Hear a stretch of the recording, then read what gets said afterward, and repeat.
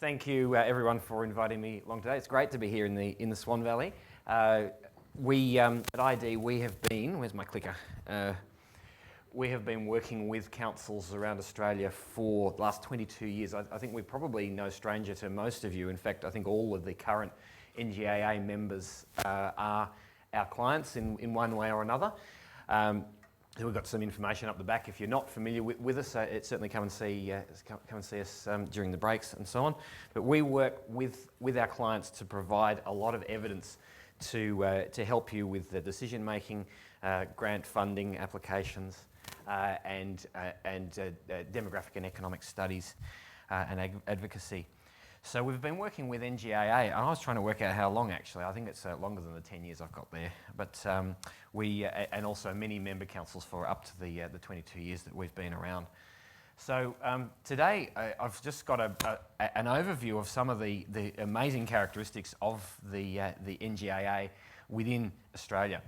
So just to put some context on it, Australia's population has been undergoing quite rapid growth for about the past 12 years. So we are in the middle of a population boom. We have been since about 2006. We're adding about 400,000 people a year. Current population 25.5 million, and adding about 230,000 new dwellings a year, Australia-wide. And that means that while we hear a lot of talk about an ageing population, and that's certainly a thing, you've got 85 plus, for instance, in Australia. We've got about 7 times as many people aged 85 plus as there were 40 years ago. We've got also, though, in the last 10 years, big increase in people in their 20s to 30s, and also a big increase here at the young children end of the population. So while the baby boomers continue to age into here, you can see 65 to 69-year-olds being the big increase. Every single age group in the last 10 years has grown Australia-wide, and that's the sort of population growth that we're getting.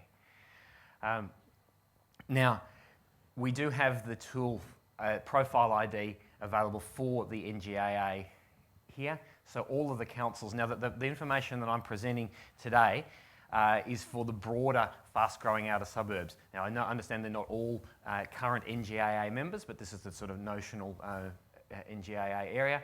You've got 1991 through to 2016 census data. Every 5 years worth of data sets there. For every council, you can compare between them. So you could compare Wanneroo to Swan if you want to do that sort of thing in there.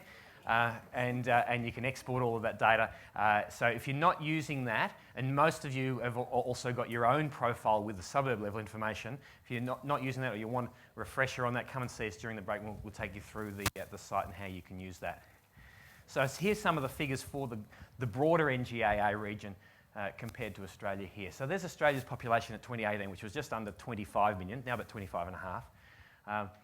So the growth area is just under 5 million there population, which is about 20% of Australia's population. Of the growth in 5 years to 2018, NGAA makes up nearly half, 44.8% of Australia's population growth. It's 4 years younger than Australia overall. And that last one there, language other than English, I'll come back to. It's really interesting. You've got there almost a quarter of the population in the region speaking a language other than English. And that's grown 3.9% in 5 years. And that's for the census. So just remember that one. And it's grown substantially faster than the Australian average there. Dwellings.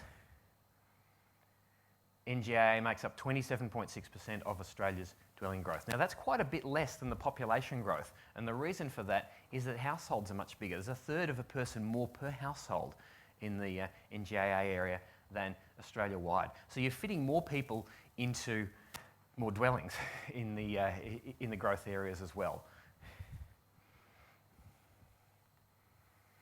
So sorry about the table being quite dense there, but you can probably pick out your area. I've split it into two. The New South Wales and Victoria ones here, but you can see generally strong population growth in all areas, but certainly not even. Not everywhere is growing really rapidly in the NGAA, but some areas certainly are.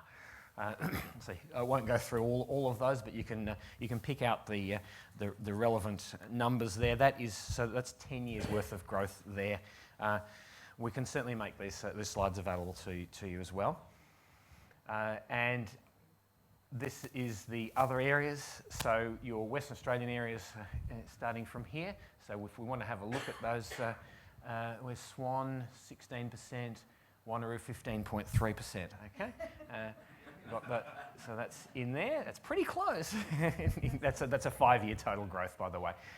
As I say, not everywhere's growing all that much. So Gosnells is here as well. Gosnells only grew 3.3%, sort of reaching the barriers to growth. A lot of the growth from Gosnells is spreading into Armidale, places like Piara Waters now. But certainly no declines in there. And the standout one, actually, Serpentine Jarrahdale. Is anyone from Serpentine Jarrahdale here?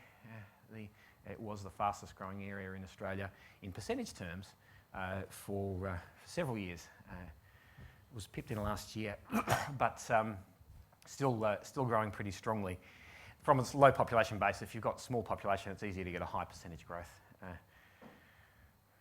So if I could sum up the NGAA in one word, it's families. If you have a look, this is a migration chart showing the migration into that whole region Australia-wide and what age groups people move in. Now, it's positive in every age group. Every age group there has got net migration in, but the big one, family formations, 25 to 34, 35 to 44, and 5 to 11-year-old children moving in. Of course, many people moving in haven't had kids yet, so that doesn't appear in that chart. But families, household types are also predominantly families. Nearly 40% of all household types in the NGAA are couples with children. And across the area, couple families with young children increased by 45,000 households in 5 years. That's young children, meaning all the kids are under 15, and that's 43% of the total increase across Australia. So generally, families are the mainstay of the population. Not all. It's not all about families, but it's a lot about families. NGAA is relatively young, but not as young as it used to be. That's what the age-sex pyramid looked like in 1991 for the combined area. And that's what it looks like in 2016. So you can see it's sort of flattened out. It was much more of a pyramid in 1991, and if you fast forward for 25 years there, you can see it's sort of more of a column shape. Still tapers at the top, so there's less older population and more kids, but it is getting closer to the Australian average. So it's more established over time. Nevertheless, birth rate in Australia-wide, Australia's birth rate is 1.74. Animation did not work there. 1.74 babies per female for Australia, 2017, which is the latest data we've got. NGAA is 2.06. So high birth rate as well, contributing to more kids. So the birth rate significantly higher than Australia. And it's also very close to what, as demographers, we call replacement level, which means that NGAA, as a region, could sustain itself even without migration there in the long term, which Australia generally could not, would actually start to decline. It'll take about 30 or 40 years to do that. But the most interesting trend, I think, about the fast-growing outer suburbs is a real shift in cultural diversity. And this is what we see. In 1996, the area had NGAA had 15.2% of population speaking a language other than English and 25% overseas born. So 25% overseas born, 15% language other than English. In 20 years, it's gone up to 31% overseas born and 25% speaking a language other than English. So think about that. That's an extra 716,000 people speaking languages other than English in 20 years. 40% of total population growth. So high change in cultural diversity there. And the arrivals in the NGAA, I had a look at this. NGAA is what we call an upgrader area. So it's an area that people don't necessarily, some first quarter call for migrants, but it is an area that people don't necessarily move to in their initial movement into the country, but they move there in about 5 to 10 years. In fact, 2016, the peak year of arrival for overseas born in the NGAA was 2007. So they're upgrading their housing to this area. There's some birthplace groups. I better go through a big increase in Indian-born population. and there's certain groups there that have got a very high proportion of population living in the NGAA. Samoa, South Sudan, Fiji, Iraq, and Sudan being the top ones there for percentage of their population living in the NGAA area. Arabic is the #1 language after English, and Filipino is the one with the greatest difference there, and a number of Indian languages like Hindi and Punjabi being quite significant as well. Economy, I will spend about 1 minute on this.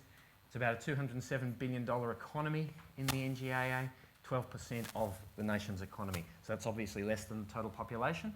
Total jobs a little bit higher, 13.5%, and employed residents is larger than that. There has been substantial jobs growth. It's, 12 of the top 25 jobs growth LGAs in the last 7 years are in the NGAA region. But what it does mean is that you do still have quite a lot of people leaving the area to go to work elsewhere. Well over half the NGAA residents do have to leave their local area to go to work. So if your goal is generally in economic development, building jobs for local residents and maintaining that jobs to workers ratio alone, just trying to keep that ratio of people working in the area would need, and the current growth rate, about 42,000 new jobs each year to account for that population growth. So just looking at the future, if you think about some of those things, we've currently got population forecasts that we've done independently for 25 of those 31 local government areas. And in fact, I think all of the current members we do have. I've put in a few of the others that we don't have, but based on other sources of future population. And you can see by 2036, we're looking at just under 8 million people living in the NGAA region, about 1/4 of Australia's population. Average growth rate expected of 3.3% per annum to Australia's 1.5%, so it's more than double in the next 20 years. So to 2036 there you can see where we're expecting that growth. Standouts being Shire of Cardinia, City of Melton, Mitchell there, which was mentioned before, and in the other parts, Ipswich, Kwinana, and of course Serpentine, Jarrahdale, having the expected growth there. Everywhere pretty strong expected growth in there. Just finally, I know I've only got about a minute left. The one thing I want to say is that it's not always just about growth. So we've got, oh there we go, a minute left. Pretty good. City of Melton, if you hear from the City of Melton, there's quite a bit here. We've done a lot of work with Melton on their population forecast. One of the fastest growing areas in Australia. Really typical there, going up to nearly 500,000 by 2051. But not all areas are the same. So within every NGAA area, you're going to get some established suburbs, you're going to get some regeneration, and you're going to get, of course, the greenfield growth areas there as well. So that's what the forecast overall for Melton looks like. This is what the age structure looks like. You can see families with children being the main groups there, increases in every age group, strong increases in every age group, but that really masks differences in areas. Melton is going to be different over time as well. Currently, about 3/4 of Melton's growth comes from net migration, so people moving into the area. By 2051, with such a large population, it becomes what we call an internal household generator. It starts to get more of its growth from natural increase and people moving within the area than it does from outside. It's all sort of self-sustaining. And then you end up with suburbs at different stages in the suburb life cycle. Places like Caroline Springs, which developed over the last 20 years, expecting actual population declines in that time with increases in the age population. So who are you planning for? You're planning actually for a more elderly population in that area and declines in families.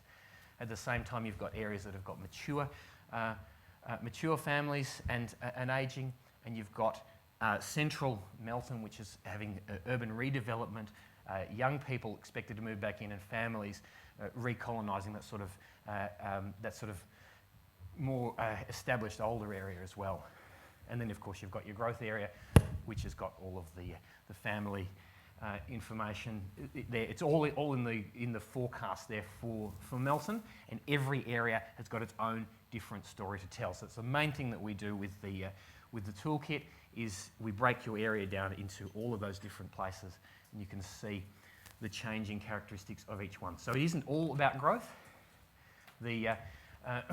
That's just a summary there. So while there's a lot of growth, and particularly that multicultural growth, it's not all about growth. Many established suburbs have declining populations and substantial ageing, and you've got to think about the sort of services that you're providing for those areas as well, and who you're creating places for there. So you do have the toolkit available in there. That's a little summary of who's got what of our toolkit. These are all publicly accessible as well. Anyone can access these. We do have the community profile, Atlas, forecast ID. I think everyone who's current member have got those tools. Many have got our economic profile. We have a new tool called Housing ID, which at the moment among the members only City of Whittlesea has access to. We're demonstrating that today. If you would like to have a look at that, it's got a lot of information about the housing situation and housing affordability in your area. And so you're welcome to have a look at that. Also our communities of interest module, which zeroes in on particular population subgroups and characteristics of those. So come and have a talk to us about those things as well as a bit of information about housing work in there. And you can connect to us here, of course, at the conference and via our newsletter and blog. Okay, so thank you.